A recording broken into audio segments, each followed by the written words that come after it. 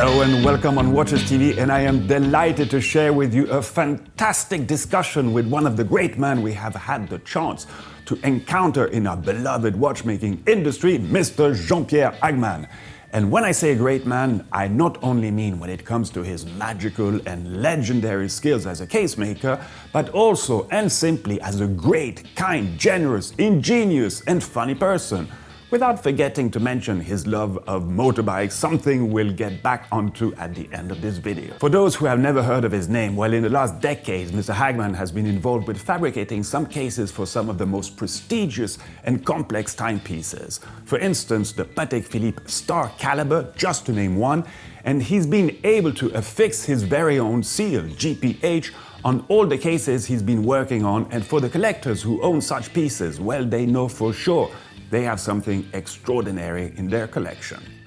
Very recently, his accomplishments have been acknowledged and rewarded by receiving the Gaia Prize in the craftsmanship category, the Gaia Prize being kind of the Nobel Prize of the watchmaking industry. But things didn't stop here, as he also got awarded the Special Jury Prize of the 2024 GPHG, acknowledging yet again his talent. So let's hear it from the man himself, and yes, this will be a rather long but an extremely inspiring discussion. Enjoy! Jean-Pierre, on va commencer depuis le début. Ouais. Alors dis-moi un petit ça fait loin. Ouais, peut-être, mais quelles écoles as-tu fréquentées et où? Les écoles? Ouais. Primaire. Primaire. Tout ce qu'il y a de plus primaire. Non, très vite, on s'est rendu compte que j'étais malentendant.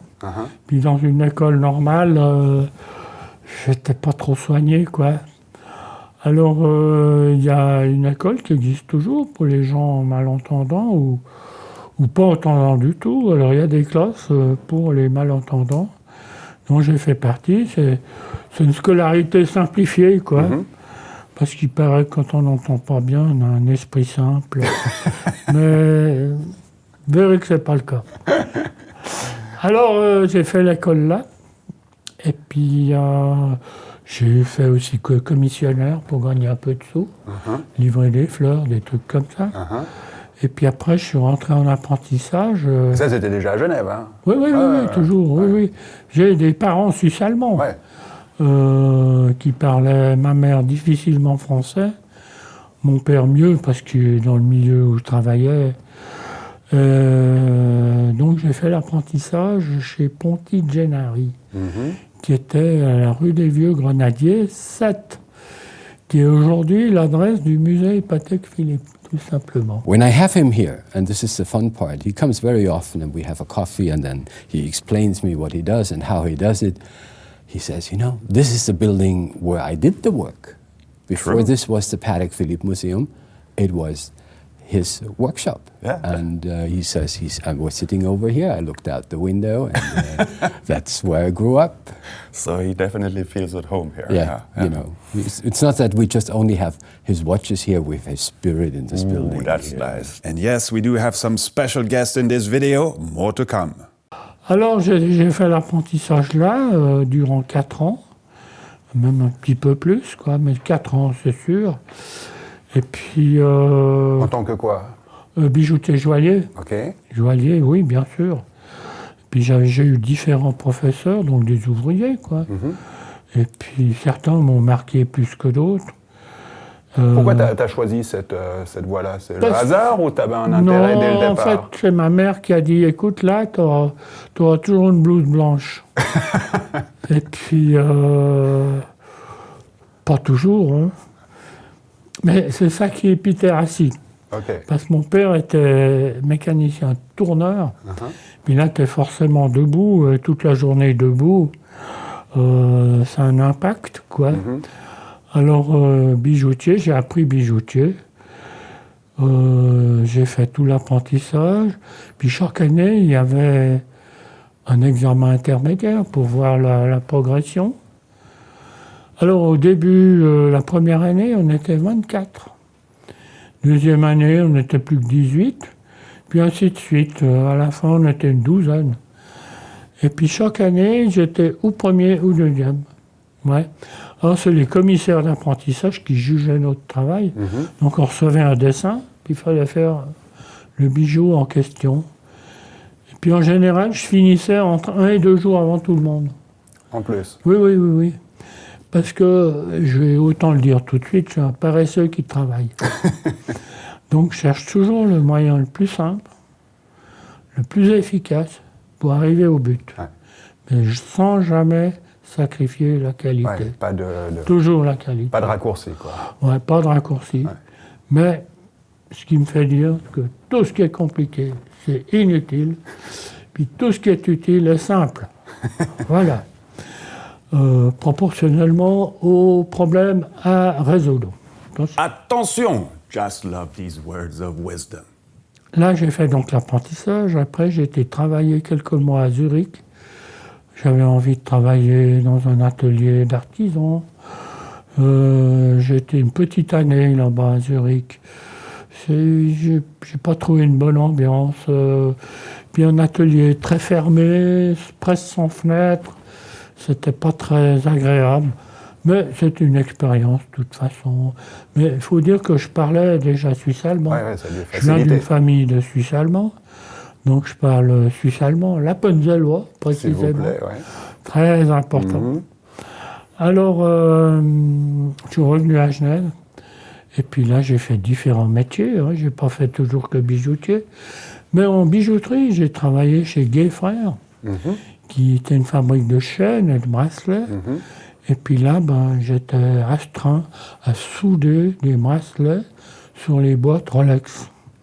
Donc toute la journée, on devait ajuster les bracelets, les souder, que ça soit propre, tout, que le bracelet reste souple, pas qu'ils soient tout mariés, hein, ils ne sont plus d'accord là.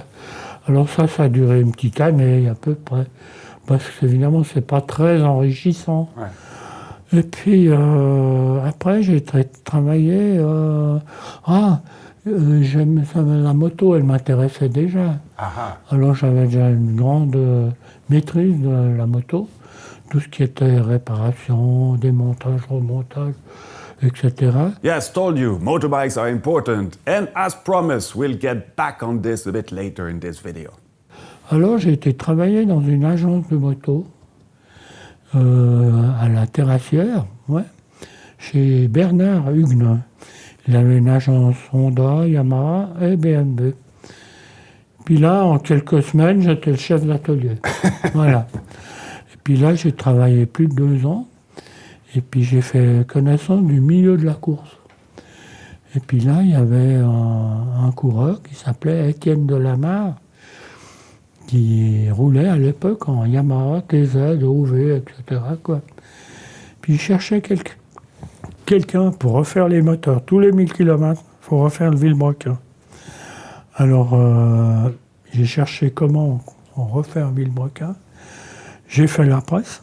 J'ai fait une presse de 12 tonnes. J'ai fabriqué toute la presse d'eau. J'ai trouvé un vérin qui a payé 12 tonnes. J'ai fait tous les outils pour démonter les Villebrequins, puis tous les outils pour le remonter, et tous les outils pour les mesurer et les mettre à zéro. Il faut le minimum de déséquilibre. Donc on est proche de 1/100 toujours partout. Alors à peu près pendant 4 ans, j'ai fait tous les Villebrequins du championnat suisse et de France. Ça s'est vite propagé, quoi. Puis les coureurs que j'avais, ils faisaient leur pub pour moi en plus, toujours plus loin, quoi. Alors j'ai fait ça aussi longtemps qu'il y a eu des courses de 2 temps qui ont été interdites par la suite à cause de la pollution. Hein. Et puis là, j'ai beaucoup appris encore. Ensuite, je suis retourné dans la bijouterie chez Jean-Pierre Écoffet, qui était fabricant de chaînes, chaîniste. Et puis, c'est beaucoup de travail à la main. Il y a beaucoup de petites mains qui font des mailles et tout. Alors, tout ce que j'ai pu mécaniser, j'ai mécanisé. Donc, j'ai fait beaucoup d'outillage et même des automates. Tout ce qui est répétitif, puis qui est possible de faire automate, pneumatique et hydraulique. J'en ai fabriqué un certain nombre et ça soulageait beaucoup de travail. Ouais. Alors ça a duré plusieurs années. J'ai monté tout l'atelier mécanique. Là, à nouveau, en inventant donc des machines. Alors, la mécanique, c'est logique, tout, quoi. Quelques tuyaux, c'est bon, quoi. Puis quand on ne trouve pas, on demande. Mais j'ai pu faire tout l'outillage pour tout le monde, pour faciliter le travail, quoi. Alors ça a duré plusieurs années. Après, il a racheté une fabrique de boîtes de montres. Puis je me souvenais que durant mon apprentissage, j'ai fait une boîte de montres à la main. Aha, here we go. J'en ai compris les principes. Et puis, j'ai jamais oublié. Et je suis rentré dans cette boîte, cette maison qui était une ancienne maison qui datait des années 20, avec l'outillage de la même époque, et puis les ouvriers aussi de la même époque. Alors, je suis rentré là-dedans pour le moderniser, et puis m'astreindre à la production de la boîte, essayer d'améliorer la qualité, trouver des solutions pour aussi des travaux répétitifs, et puis améliorer la qualité surtout. Donc on peut améliorer la qualité en allant plus vite. C'est tout des gains, c'est important. Alors j'ai beaucoup changé la façon de construire et de fabriquer les boîtes. Alors dans une fabrique de boîtes, on fait des boîtes rondes. Alors ça c'est tout fait sur un Gudel, un tour adéquat, qui est aujourd'hui dépassé bien sûr. Et puis les montres de poche, donc ça c'est tout étampé, c'est tout frappé. Alors il faut tout maîtriser, la chaîne d'étampage, tout l'outillage, les étampes, etc., quoi. Alors là, j'ai fait de nombreuses années pour venir jusqu'à la fin. J'étais directeur de la fabrique pendant plusieurs années. Là, il a dû déménager à Mérin, dans la zone industrielle. Et puis là, j'avais jusqu'à 12 ouvriers. Donc gérer 12 ouvriers, j'ai dû apprendre tout seul à gérer. Et la gestion de l'or, l'achat des métaux précieux, la vente des déchets, c'est tout. Il faut faire très attention, c'est très important pour l'économie d'une entreprise. Donc il y avait déjà une conscience de ce genre d'enjeu à l'époque. Il faut. Ouais. Les problèmes, on les voit très vite, quand ça tourne pas rond. Et puis, hélas, là, c'est pas le patron qui m'a dit comment faire. C'est moi qui ai compris qu'il faut que je fasse autrement. Puis j'étais juste, c'était bon. Alors ça a duré une 12aine d'années. Jusqu'un jour, j'en ai eu assez, ça suffit. Mais 12 personnes, gérer 12 personnes, c'est pas simple. Il faut être un peu copain avec tout le monde, mais pas trop. Il y a des gens sur qui on peut compter. Puis il y en a, ils sont prêts à faire un croche-pied. Hein. Ouais. Ça, il y a avec 12 personnes, c'est obligé. Ouais. Mais aussi, là, j'ai essayé de faire progresser. Puis c'était déjà le début des machines électroniques qui arrivaient. On parle de quelle époque, là Qu'est-ce que ça veut dire 78, okay. 79, 80, par là, oui. Là, il y avait déjà Vimin Macodel, qui était un grand fabricant qui est à Basse-Cour. Ils sont venus au début avec des machines simples. Et puis, je vendais des machines pour acheter une autre. Parce qu'il y avait des machines là qui servaient à rien. Ouais. Et avec l'argent là, je pouvais acheter l'autre qui modernisait le parc. Et puis petit à petit, on est arrivé à avoir un outil de production quand même valable, quoi. Ouais. Et puis en 82, ouais, je crois que j'en ai eu assez. C'est fatigant, hein, le pouvoir, il fatigue. Oui, oui. Et puis là, je suis rentré en contact, j'étais déjà en contact avec les cadraniers, Roland-Til notamment. Et puis qui c'est qu'il y avait encore Roland-Til, et puis bon, ça me reviendra. Mais j'ai des fuites parfois. Alors avec Roland-Til, on avait pour objectif de monter un atelier, un laboratoire de recherche pour le cadran. Ça, c'était Stern Création. Chez Stern Création. Ouais. Alors, donc avant que j'arrive, j'avais demandé tout ce qu'il me fallait comme outillage. Alors, mais tu y connaissais quelque chose au cadran Moi Ouais. C'est pas compliqué. Non, c'est logique, quoi. Ouais. Puis ce que je sais pas, ils vont me l'apprendre. Hein. C'est reparti. Oui, oui, c'est reparti. Ouais. Et puis... Donc on avait décidé, il me fallait un laminoir, il me fallait un établi, il me fallait un tour, une fraiseuse, une table à dessin, Bon, puis un établi de bijoutier complet, équipé avec le gaz, l'air comprimé, enfin tout pour pouvoir produire et de la bijouterie, parce qu'en fait l'idée c'était d'utiliser l'esprit de la bijouterie pour faire du cadran. Puis il ne faut pas oublier, le cadran c'est le visage de la montre. Alors Roland a participé beaucoup à l'évolution du cadran.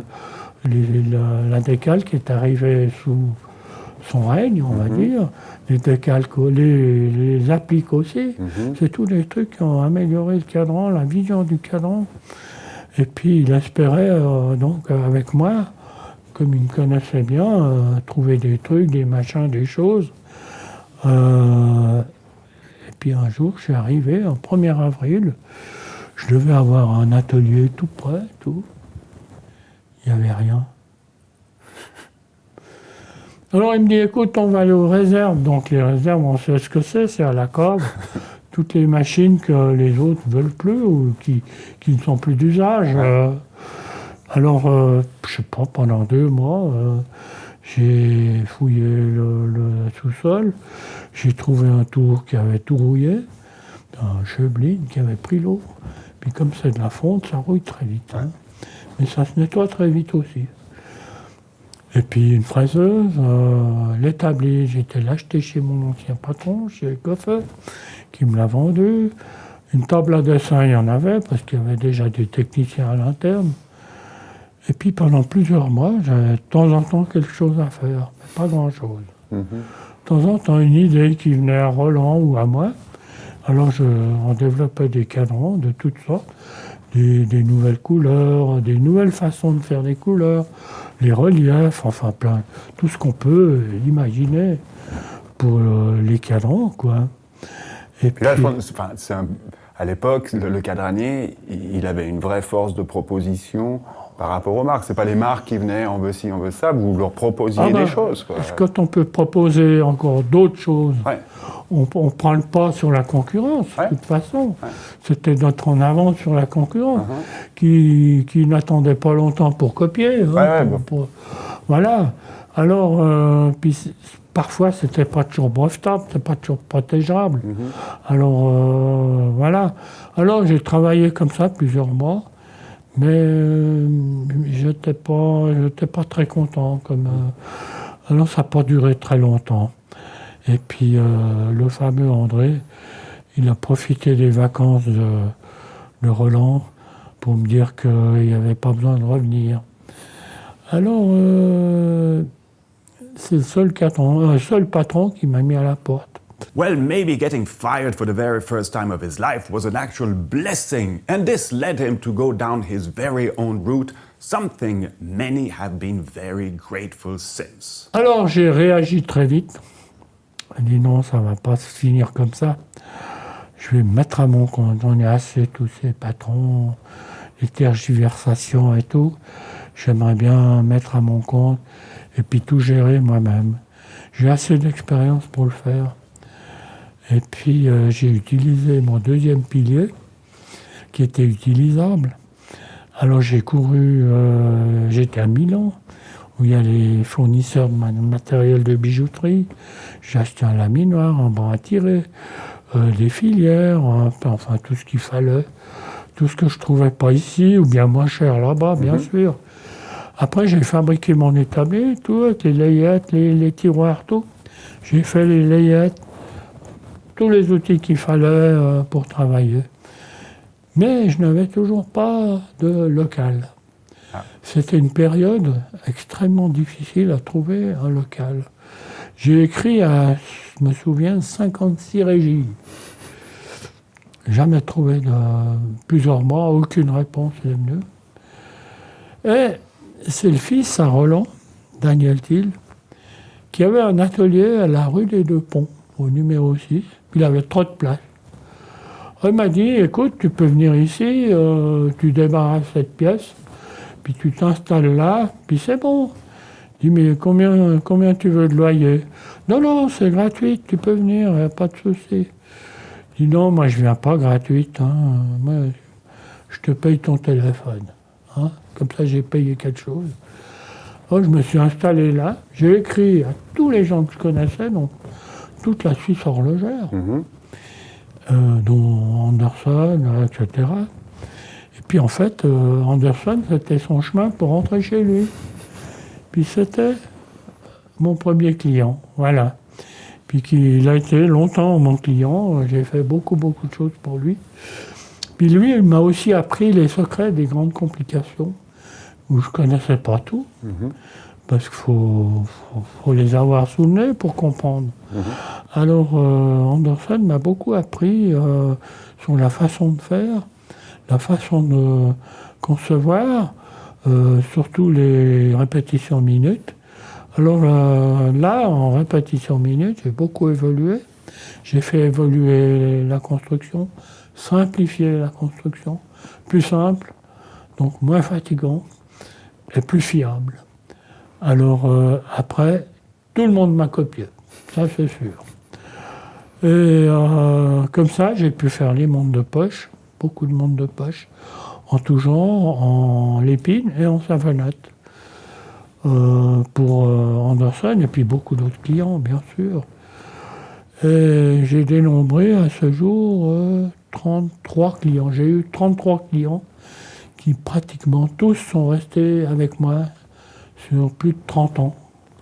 J'ai fait la liste dernièrement et je me suis rendu compte qu'il y avait beaucoup de gens qui sont restés très fidèles et je leur ai fait toutes les fantaisies qu'ils voulaient offrir à leurs clients.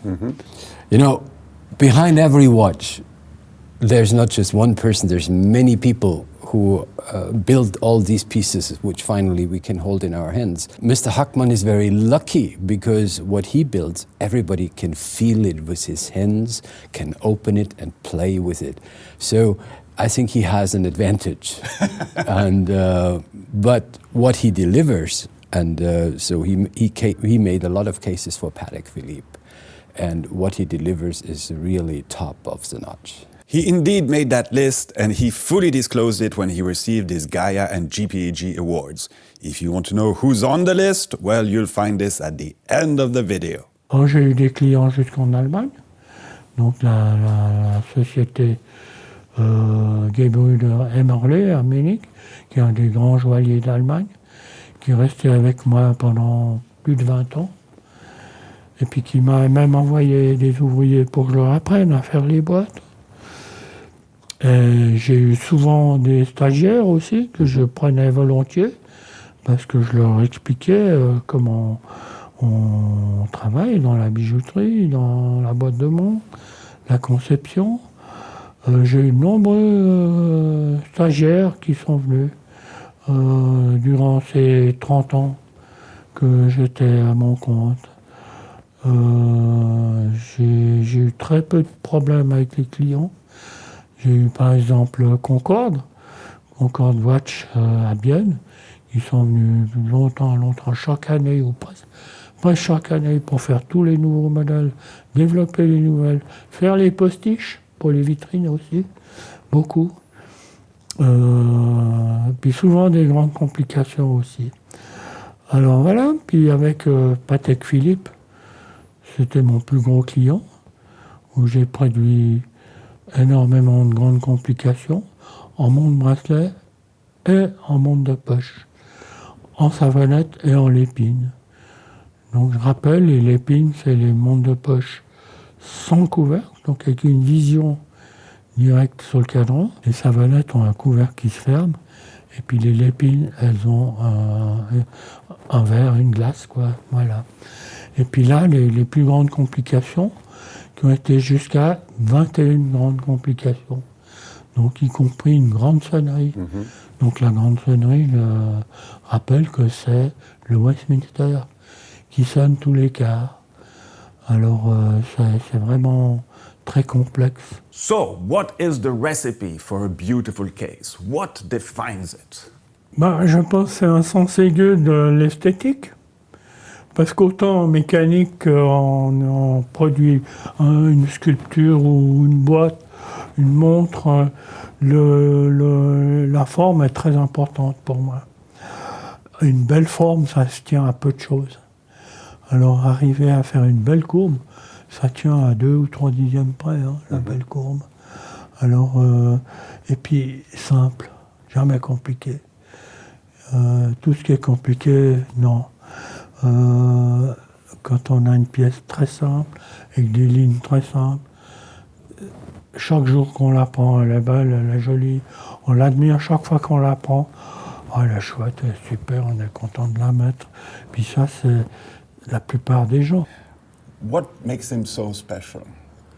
He's innovative. So I can make you an example here. The caliber, Star Caliber 2000 has, it's very big. It's too big for the pocket, but you need deep pockets and long arms for that. In every sense, yes. In every sense, yes.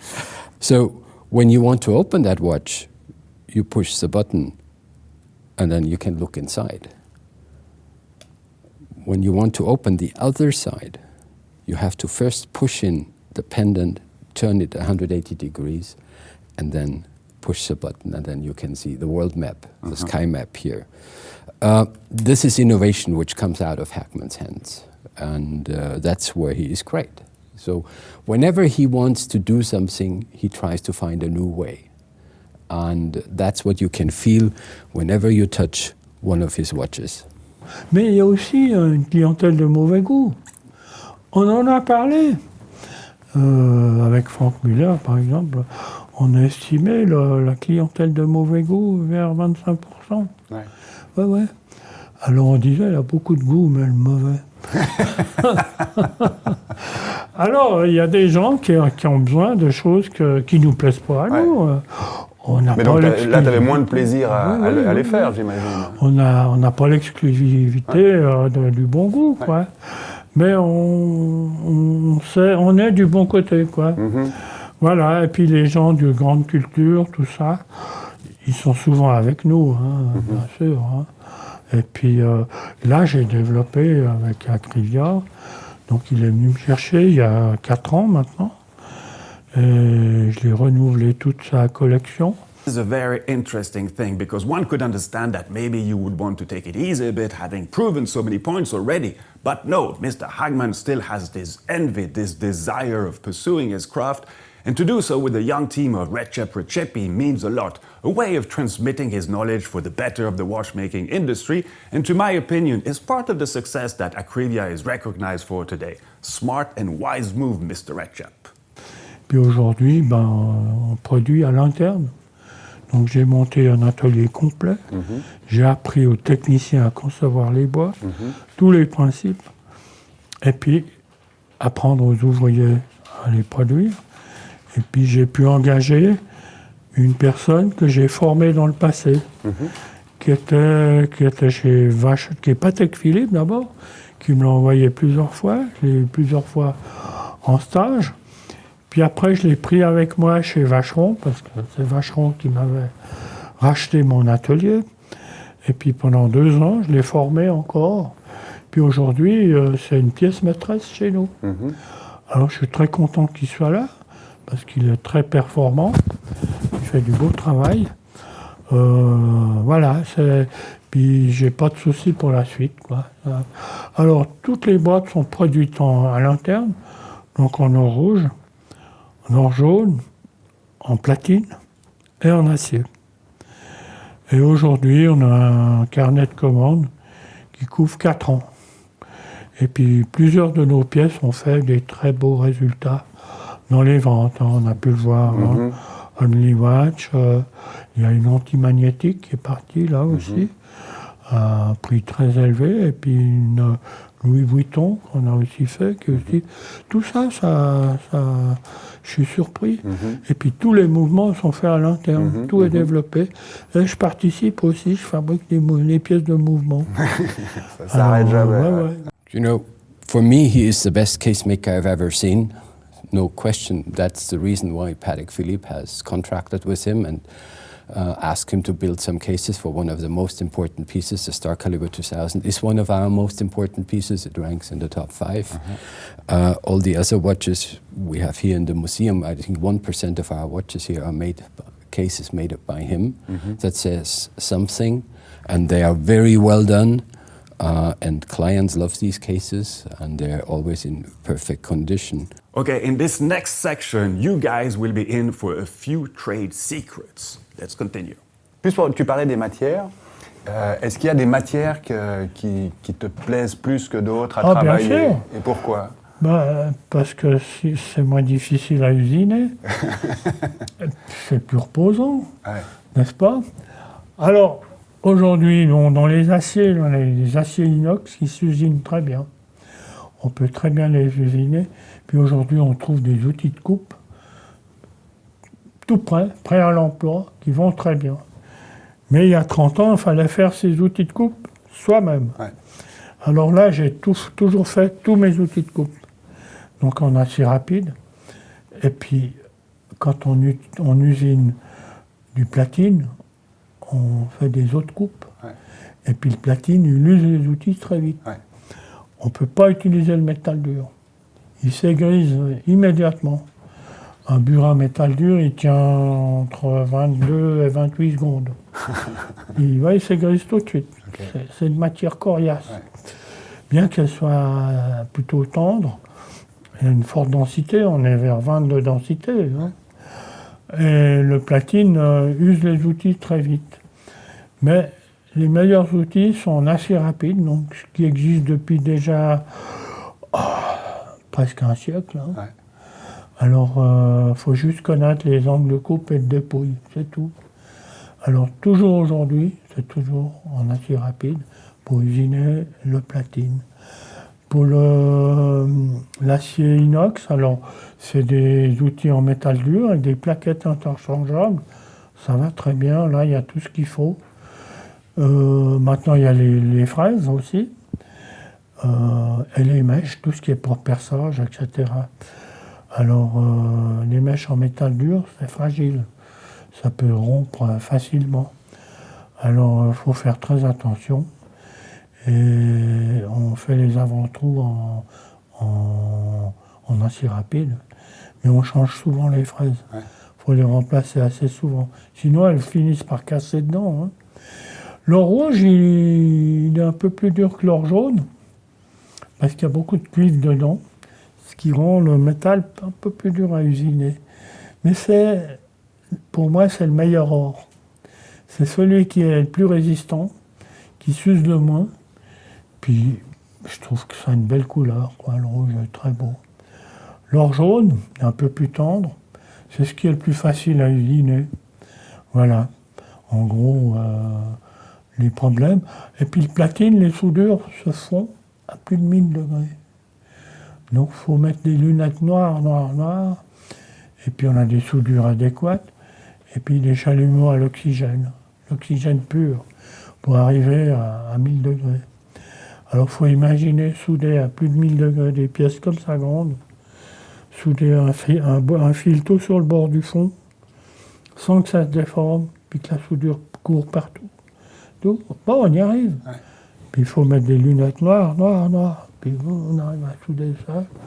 On le maîtrise très bien, quoi, ça va très bien. Pour l'or, il n'y a pas de souci, on utilise le butane et puis l'oxygène, l'air ambiant, ça suffit. L'inox, alors ça devient compliqué. L'inox, on ne peut pas le souder au chalumeau parce qu'il faut respecter le métal.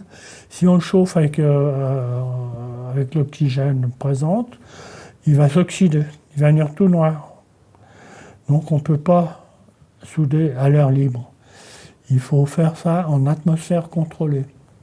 Donc c'est des fours avec une atmosphère qui est composée du gaz d'ammoniac craqué.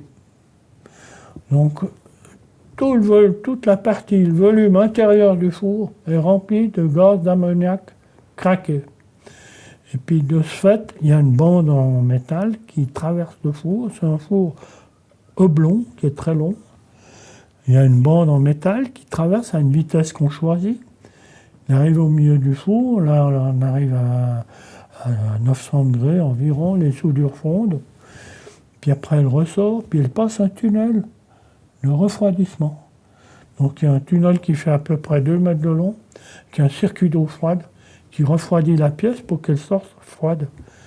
Alors l'acier, il reste blond, impeccable. Mais au chalumeau, c'est pas possible. On n'y arrive pas. Donc pour l'acier, c'est plus complexe. Pour l'or, il n'y a pas de souci. On peut souder dans l'atmosphère libre. Il n'y a pas de souci. Voilà. Mais toi, t'es de nature curieuse, ouais, même très curieuse. Et justement, toutes ces techniques là dont tu parles, tu les as apprises comment? Tu les as développées toi-même? Oui, souvent. Bon, il y a déjà ce que je peux percevoir des autres. Oui, bien sûr. Ouais. Ça, parce que l'apprentissage et les collègues, tout ça. Ouais. Puis, assez pas toujours. Il y a des collègues qui disaient « Attends, on ne fait pas comme ça, moi je fais comme ça, qu'est-ce que tu penses? Essaye, tu verras. » Et puis ça permet de progresser. Et puis après, mes propres idées, bien sûr. Là, forcément, il y a des idées qui arrivent. Il y a des façons de faire, surtout pour faciliter, pour être plus sûr, pour avoir une meilleure qualité. Toujours le but, une meilleure qualité et plus jolie, toujours. Alors, et puis, le moins fatigant possible. C'est une bonne combinaison quand tu arrives à réussir à associer les deux. Alors, finalement, tu es productif, tu vois. Ouais. Alors, tu as peu d'incidents, tu as peu de problèmes, mais ça arrive, les accidents, ils arrivent. Ouais. Alors, on apprend. Oui, on apprend. Ouais.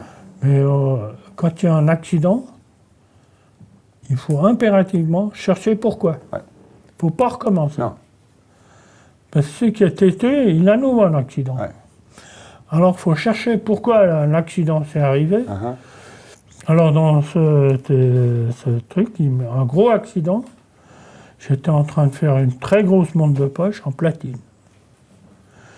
Puis, à un moment donné, il faut monter les charnières. Puis, les charnières sont noyées dans une partie dans la carrure. Donc, il faut fraiser un demi-rond qui correspond au demi-rayon du tube qu'on utilise, et puis dans le couvercle, l'autre moitié. Puis c'était des pièces comme ça grosses en platine, où il y avait déjà de nombreuses heures de travail. Puis là, je devais fraiser à mi-profondeur une charnière de 2,20. Donc je devais fraiser 1,10 de profond avec un rayon de 1,10. Donc une fraise demi-ronde. Alors je fraise, je prends un dixième, mets de l'huile, il faut toujours mettre de l'huile. Hein. Puis boum, puis tout d'un coup, crac, ça m'a tout arraché. Il y a le morceau qui est parti, il a fait plusieurs mètres en l'air avant de tomber au sol. Et puis je crois qu'en 10 secondes, j'ai dû venir vert. Mais un joli vert. Il faut savoir que ces pièces, elles sont collées sur un posage en laiton. Toujours, une base en laiton qui est bien tenue. Puis c'est collé à la cyanolacrylate.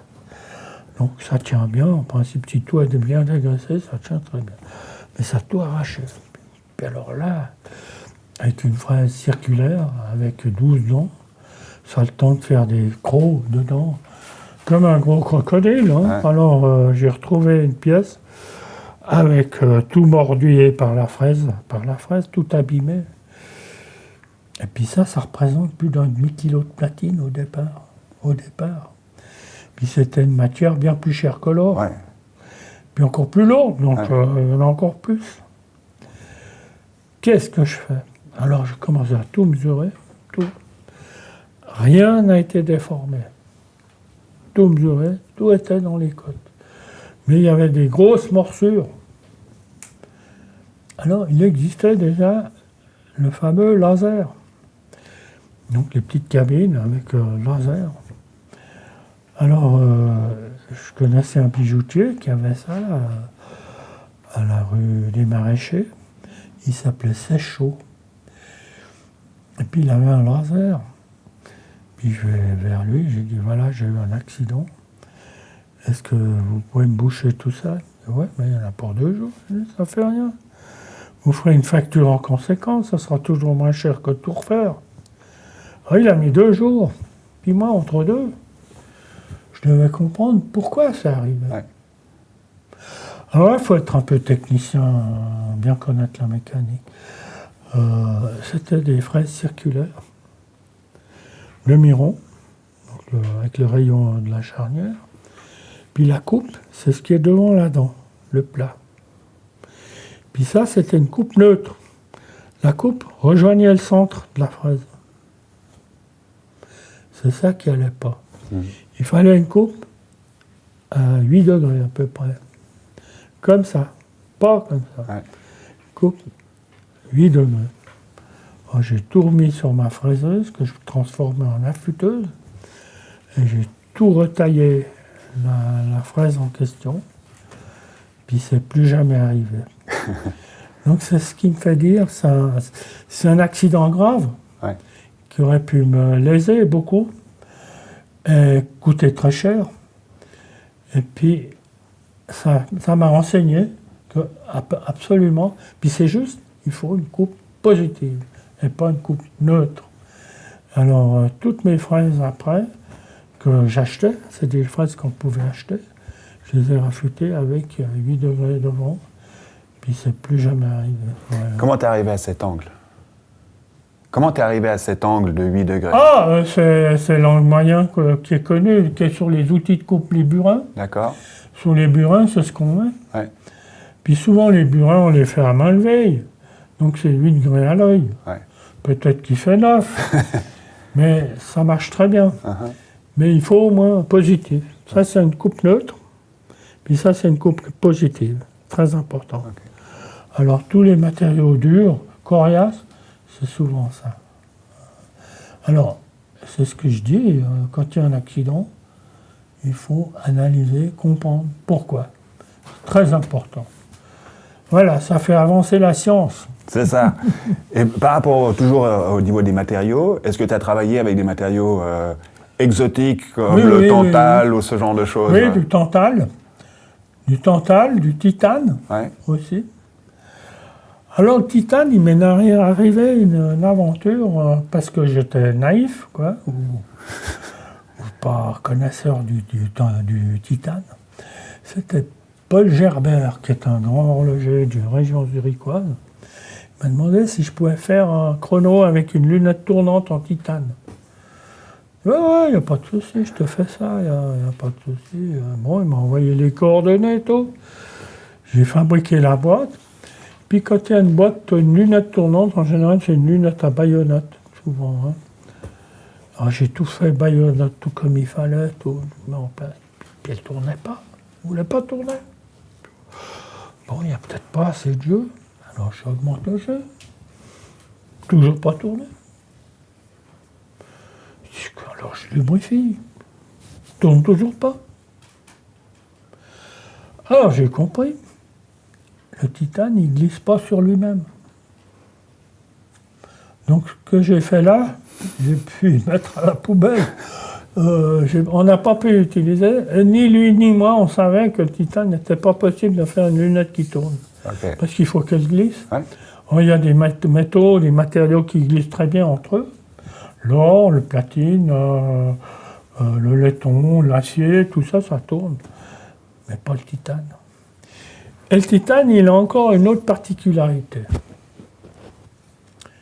Les copeaux, ils peuvent prendre feu. Oui. Donc on a vu des centres d'usinage se consumer entièrement. Mm-hmm. Alors j'ai essayé, bien, ça part tout de suite. Alors il faut toujours bien nettoyer, enlever les copeaux pour pas qu'il y ait un feu de machine. Quoi. Mm-hmm. J'ai dit, je ne peux plus travailler, il y a ma machine qui a pris feu. Mais voilà, c'est des choses qu'il faut savoir. Alors, il y a des machines conçues spécialement pour le titane, qui débarrassent les copeaux au fur et à mesure. Et puis, mais c'est une matière magnifique, c'est très léger. Puis, j'ai pas fait que des boîtes avec, j'ai aussi fait des ouvre-lettres. Alors, j'ai des clients à Dubaï. J'ai été plusieurs fois à Dubaï faire des conférences sur des boîtes. Et puis, un des clients, là, il voulait des ouvre-boîtes, des ouvre-lettres, pardon, pas des ouvre-boîtes, artistiques. Alors, alors là, on va rentrer dans des trucs, avec des clés de clarinette usagées, Parce que mon frère... Ouais, t'es un bon fournisseur, là. Ouais, mon frère René, il est facteur d'instruments de musique. Il dit, t'as des clés de clarinette, tout ça? Ouais, j'en ai plein les cartons. Alors, tu m'en donnes 1 kilo, là. Avec ça, j'ai fait sur des tubes en laiton. Je les ai adaptés, enrobés, tout soudé, monté dessus. Et puis, il y a une partie dorée, il y a une partie argentée, tout. Puis ça, c'est le manche. Puis j'ai fait les lames en titane. Alors voilà, j'en ai fait une bonne douzaine. Ok. Ouais, c'est bon, ça vaut le coup. C'est amusant à faire. Puis ça rapporte assez. À Dubaï, ça rapporte.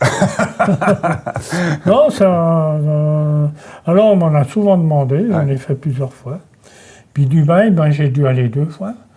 J'ai été invité par la maison Christie. Et puis j'ai fait des conférences. Ça, c'était toujours en automne, je crois, ouais. Et puis, j'ai fait plusieurs conférences pour tous les clients qui désiraient assister. Alors, bien sûr, moi, je parle anglais pas assez bien, quoi, un peu court, quoi. Alors, j'avais une traduction directe par le représentant là-bas, puis une projection qui illustrait ce que je racontais, quoi. Alors, j'ai toujours eu beaucoup de succès, ça a bien marché. Alors, ça marchait 2 ans de suite. C'était très agréable, voilà. Puis je sais pas pourquoi, ça ne marche plus. Ah, ça reviendra peut-être. Des mesures économiques. Ça doit être ça, ouais, ça doit être ça. Et d'une manière générale, comment est-ce que tu pourrais résumer un peu l'évolution de l'industrie horlogère telle que tu l'as vécue alors?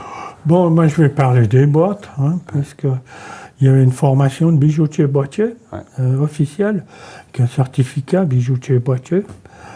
Et puis ça a disparu. C'est un peu triste, quoi. Ça a disparu à cause des centres d'usinage.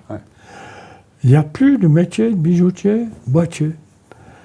Par contre, il y a des techniciens qui savent dessiner des boîtes. Puis une fois que le dessin est validé, il y a tous les paramètres qui rentrent dans la machine. C'est mémorisé dans les machines des centres d'usinage. Puis là, il y a un opérateur qui va faire le choix des outils de coupe. Il faut toutes sortes d'outils de coupe en fonction du travail à faire. Puis lui qui fasse des boîtes ou des robinets, c'est pareil. Donc, le métier a disparu. Il reste un survivant, ou un et demi. Donc Didier Martin et moi, voilà. Malheureusement, on me demande encore aujourd'hui, mais attends, qui c'est qui peut faire les rhabillages, des boîtes et des montres de poche?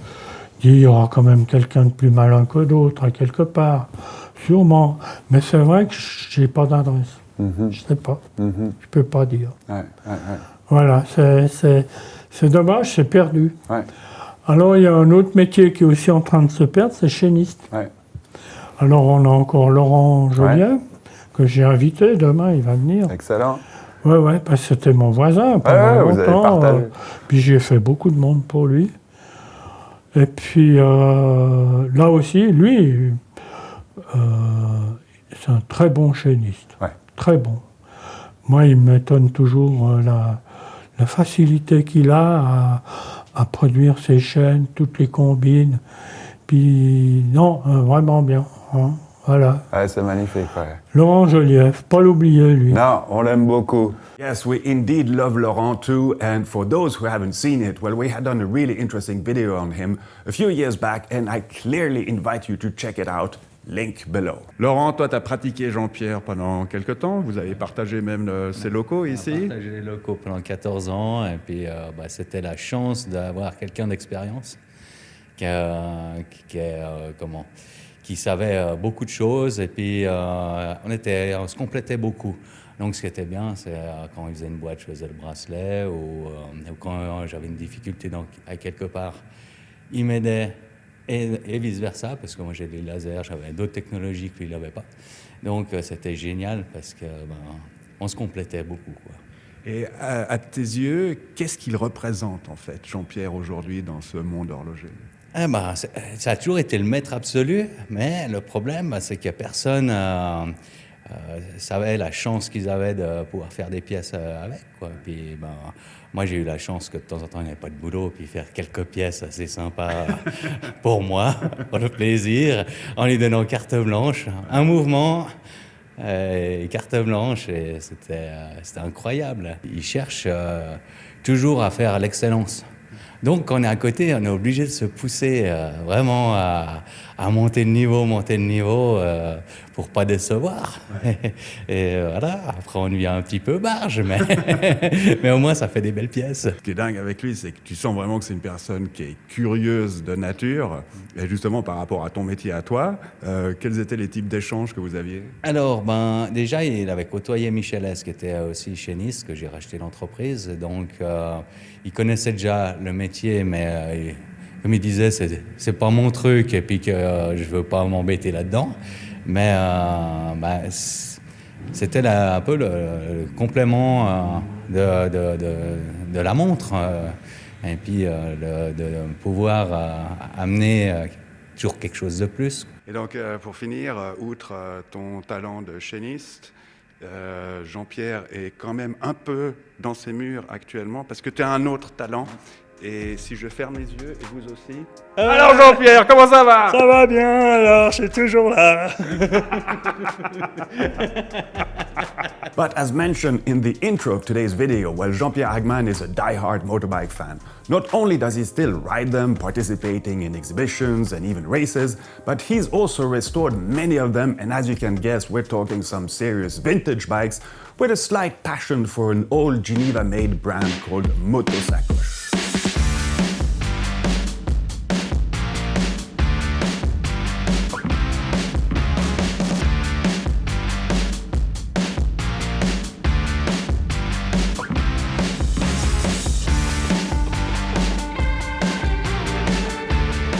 Donc, Motosacoche, c'était probablement la plus grande fabrique de motos en Suisse. Il y en avait une autre, c'était Condor, à Courfèvre. Ouais. Et puis Universal, dans le canton de Zurich. Ça, je connais pas. Mais il y a eu jusqu'à 1200 employés. Chez Motosacoche? 1200, c'était énorme. Dans les années, entre les années 34, 35, 36, les affaires reprenaient après la crise. C'était à fond, hein, tout. Et ils vendaient à travers le monde ou Partout. Partout. Régulièrement, tu trouves ces motos en Nouvelle-Zélande, en Australie, en France, il y a beaucoup. Il y a des constructeurs en France qui achetaient le moteur, qui montaient dans leur châssis. Un Newmap, par exemple, Newmap à Lyon, des très jolies motos. Ils achetaient les moteurs MAG et les Motosacoche Acacia Genève, MAG. Et puis ils les mettaient dans leur moto. Et puis ils avaient une très bonne réputation. J'ai refait faire des pistons neufs. Ah, ça, j'ai quand même pas. Oui, ça je ne pouvais pas faire quand même. Voilà. Puis sinon, tout le reste, je fais tout. Puis au niveau des pneumatiques, tu trouves ça facilement? Je trouve tout. Il faut juste savoir où. Alors c'est la Hollande. Là en Suède, on trouve beaucoup de choses. Ah ouais? Et puis en Angleterre, forcément, le pays où on trouve les choses les plus étranges. Et au niveau du compteur, c'est... Alors ça, c'est un compteur qui vient de Suisse, c'est un GGR. Un GGR. Alors ça, c'est moi qui ai monté un GGR. J'ai trouvé les engrenages, les bons maquets. Tu vois, un entraînement. Puis la vis sans fin. Ok. Puis tu as l'objectif qui vient. Alors là-dessus, elle prend environ 110. Ok. Ah ouais. Ah, ça... On aimerait toujours un peu plus. Ouais. Ouais, ça va bien. Non, c'est une bonne moto, agréable à rouler, il y a un moteur endurant, qui tourne bien rond, ça vibre juste ce qu'il faut. And beyond watch cases and motorbikes, well, Jean-Pierre has explored many other venues, some mechanical and some a bit more surprising. En tout premier, j'ai fait des chars pour les fêtes de Genève. Le Corso Fleury? Donc j'avais 16 ans. J'ai fait des chars comiques. C'était toujours comique pour moi. Parce que je suis un amateur. Pas trop. Je suis un amateur de Dubout, Albert Dubout. Donc tu vois, il y a de nombreux ouvrages là. Ok. Albert Dubout. Et puis j'ai fait 2 ans de suite des chars pour les fêtes de Genève. J'avais 16 et 17 ans. Puis là, on évoluait en patin à roulettes, en vélo bizarre, enfin plein de chars qui faisaient rire tout le monde, quoi. Et puis 2 ans de suite, j'ai gagné le premier prix aussi, des chars comiques, bien sûr. Et puis avec ça, j'ai gagné assez d'argent. J'ai pu aller m'acheter une paire de patins à glace artistiques. Alors il y avait qu'un marchand où il y avait de la Croix-Riche, je crois, et puis un autre vers la Fusterie, un magasin là de sport, qui commandait des patins à glace, des Anglais évidemment, artistiques, à ma taille. Les patins étaient vissés sur... Moi j'ai acheté ça, puis très vite, j'ai maîtrisé ça. Et puis très vite, mes patins n'étaient pas assez solides. Alors je les ai transformés, toujours. Et puis ils ont duré 10 ans. Ouais. Mais il faut les affûter, les patins. Alors je les affûtais moi-même. Je voulais affûter à ma manière. Et puis j'ai appris toujours les figures toujours plus complexes et plus difficiles. Et puis un jour, j'ai été me présenter chez Holiday Airlines. Et parce qu'ils recrutaient, ils cherchaient. Alors j'ai fait tout mon truc, mon tralala, j'ai fait une démonstration de tout ce que je savais faire. Alors figure-toi que j'arrivais, il y avait une corde qui traversait la patinoire. Une corde pour réserver un espace pour le professeur. Puis cette corde, elle était à peu près à ça du sol. Alors je prenais mon élan, je me mettais sur les quarts intérieurs, mes genoux en avant, puis le thorax en arrière. Ouais. Puis avec la force centrifuge, une courbe comme ça, je restais debout, enfin couché. Ouais. Je passais sous la corde et je ressortais de l'autre côté. Comme ça, avec le ventre en l'air. Je ne sais pas si j'arrive encore aujourd'hui. On va peut-être pas essayer. Mais comme ça, ouais. Et puis les genoux en avant, puis moi en arrière, puis avec la vitesse, je tenais debout, tu vois. Et puis ça y est, ça je le faisais facilement. Et puis ouais, c'est intéressant, ça va. Ouais. Mais vous faites quoi? Moi je suis apprenti bijoutier. Alors d'abord, vous finissez l'apprentissage, et puis vous venez après. Alors, j'ai fini l'apprentissage, mais je ne suis pas retourné. Voilà. Alors, c'est avec... je faisais surtout des trucs acrobatiques, des trucs de clown, quoi, comme souvent. Et puis, j'ai fait des galas, des trucs comme ça, plusieurs fois. C'est arrivé, ça, oui. C'est rigolo. Alors, le plus dur, c'est de trouver un comparse pour avoir quelqu'un qui évolue avec soi, quoi, pas tout seul. Ça meuble un peu plus, quoi. Alors ça, j'ai fait 10 ans. Ah, autant de temps? Ouais, 10 ans. Ouais. Et puis après, j'aimais beaucoup la voile. Alors, j'avais pas les sous pour acheter un voilier, hein, même un vaurien. Alors j'ai fait un plan, j'ai dessiné mon bateau. J'ai été acheter le bois, contreplaqué, du pain, de la colle, des serre-joints. Et j'ai fabriqué mon bateau à voile. Alors, le tout premier, c'était un motte. C'était un bateau avec une voile. Il n'y a que la grande voile. Motte M-O-T-H. Il faisait 3,05 m de long, je me souviens. Alors là, ça durait peut-être 2 ans, comme ça. C'était rigolo. C'est un dériveur. Hein. Alors après, j'en ai refait un autre, plus grand. J'ai fait comment il s'appelait déjà? Habitable, alors, plus grand. Il faisait 6,50 m de long, avec cabine et tout. Je me souviens plus comment il s'appelait. C'est toujours une copie d'un truc qui existait, parce qu'il fallait que ça marche, quoi. Alors, aussi en contreplaqué. Puis le bois, c'est formidable à travailler, on peut tout faire avec. Hein. Alors j'avais, je sais pas, 45 serre-joints. Il faut beaucoup de serre-joints. Une raboteuse, une scie à ruban, une scie sauteuse, des rabots, etc. Et puis prendre les bons produits, quoi. Alors il y avait des contreplaqués marines qui tenaient à l'eau. en Macoré et Okume, quoi. Alors ça, j'ai fait, je sais plus, 4 ou 5 bateaux en tout cas. Et puis après, je me suis mis, je crois que c'est là que je me suis mis aux motos. Ouais, j'ai dû faire pas mal d'années les motos, oui. Et puis un jour, Ouais, mais surtout, c'est pas terminé les motos, quoi. non, c'est pas fini, non. Après, je me suis mis aux avions. Ouais. Alors, je voulais faire du modèle réduit, d'abord un moteur, puis c'est trop facile un moteur. Puis j'ai découvert qu'il y avait le vol à voile. Puis le vol à voile, il se pratique en montagne, aussi en plaine, par remorquage ou par treuillage. Alors j'ai découvert pendant des années, j'en ai fait 15 ans. Puis on a, avec les copains, tous ceux qu'on connaissait, on a fait un club de planeurs à Genève, le Planeur Model Club de Genève.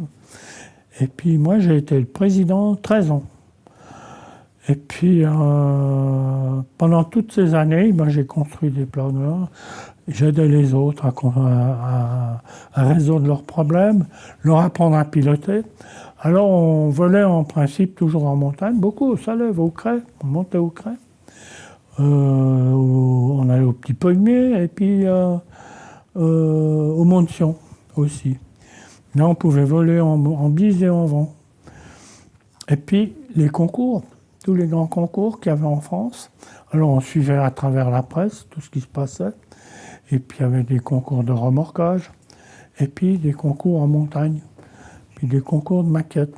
Alors, ça, c'est ça qui m'intéressait. Alors, j'ai construit de nombreuses maquettes. Puis, chaque fois, elle est présentée, elle est jugée par un jury qui juge le modèle d'après les plans d'origine. Et puis après, il y a des épreuves de vol, donc en voltige.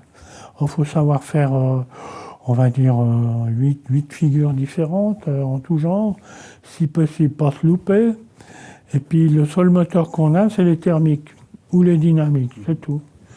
Alors on faisait une figure, on se retrouvait en bas, il fallait rechercher un thermique, remonter, puis après quand on était bon, on annonçait le nœud savoyard, etc. Enfin tout ça, quoi. Alors ça a duré 15 ans, j'ai eu beaucoup de copains partout. J'ai été volé en Italie, en Allemagne, en France, puis en Suisse. En Allemagne, on volait sur des collines, elles avaient 12 mètres de haut. Je dis, mais on n'y arrivera pas, mais comment il y a un thermique là? Mais si, il y a. Alors, c'est un ami qui est très bon pilote, puis bon constructeur aussi. Viens chez moi, tu feras. C'est dans le Jura Souabe. Et puis, on a été volé sur les collines, balancé mon truc, tac, chope un thermique tout de suite. On a fait des vols, puis des vols en remorquage aussi. Et puis des vols en grandeur, parce qu'à un moment donné, on va dans le grandeur. Alors j'en ai fait vers Sisteron, il y a des écoles, puis en Allemagne aussi, par treuillage. Alors vers Sisteron, c'est par treuillage. Puis on monte comme ça. On monte. Puis quand on arrive à la verticale du treuil, on largue. Puis là, on va chercher les pompes de service, quoi. Mais c'était un moment intéressant, bon, j'ai bien aimé. Puis des fois, j'ai envie d'y retourner, mais je me rends compte que c'est de nouveau du travail, quoi. Ou bien faut arrêter l'un pour faire l'autre, on ne peut pas tout faire. On the mechanical side, he also loves steam engines and loves building them, and he extremely kindly gave me this one he especially built for me. How kind is that, and how proud can I be? Pretty cool, right? Well, I hope you enjoyed this video as much as we loved making it. And one last point, but for me, Jean-Pierre's energy just proves that when you're busy and passionate, well, you simply don't age. And I just love this. By the way, he's going to be 84 soon. Respect. Thanks for watching this long video. Hope you were comfortably seated, and a massive Viva Watchmaking your way. The very best, and see you soon. Ta-da! Mais tiens, on fait juste un planche avec... C'est très drôle. C'est une bonne coïncidence. Quelle est ma place? Hein? Tu peux venir carrément à... Ah, carrément. Carrément, ouais. Et on va faire juste un petit plan comme ça, c'est tellement... Alors, regarde. Là. Le grand gilet. Ben, parfait. C'est le gilet pare-balles. Ah, t'en as pas besoin. Hein. Bon, quoique... Ah, dans ce monde dangereux, effectivement. Ah ouais, il y a beaucoup de boulot de fait, là. T'as vu ça? Ah ouais. Ah ouais, la vidéo, elle va être longue. Hein. Tout est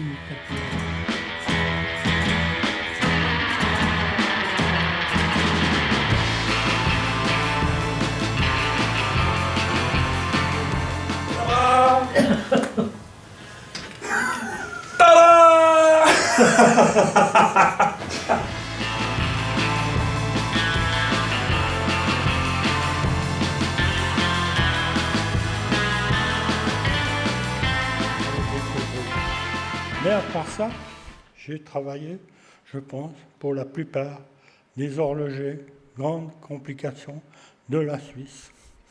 Alors, j'ai énuméré le nombre de clients, le nombre de clients Yes, go for it, go for it, go for it. qui m'ont fait go for it, as you say. confiance. And read Alors. slowly, lentement, lentement, lentement. Oui, oui. Oui. Lentement. Oui, oui, allez-y. Alors, je dois aller lentement, paraît-il. Oui, oui, lentement. Et Alors, peut-être les bon. lire deux fois, peut-être. Ouais. 2 ou 3 fois, oui. Mon premier client, c'était Sven Anderson. Voilà. Audemars Piguet. Breitling, Rightly, hooray! auquel j'ai fabriqué les montres de poche Bentley. Donc, chaque acheteur de Bentley recevait une montre de poche avec une grande complication. Blancpain à sa renaissance avec l'époque de M. Biver. Concorde, qui se trouve à Vienne, fait énormément de pièces pour eux. Chaque année, j'avais des nouvelles pièces à faire. Un horloger hors norme, Denis Flageolet, Denis Flageolet! extraordinaire, horloger et modeste. Henri Bernet Blondeau, qui encore à 88 ans ou 89 ans est toujours actif. Paul Gerbert, la région zurichoise, qui fait aussi des pièces extraordinaires. C'est loin d'être fini, hein. Oui, Mais tant mieux, c'est merveilleux. Busy life. voilà une grande joaillerie en Allemagne, à Munich, la maison Gebruder Emmerle, qui est une grande joaillerie extraordinaire. Laurent Julien, qui est un des derniers chaînistes, c'est aussi un métier qui se meurt. Hublot. Frank Muller, je lui ai fait beaucoup de pièces.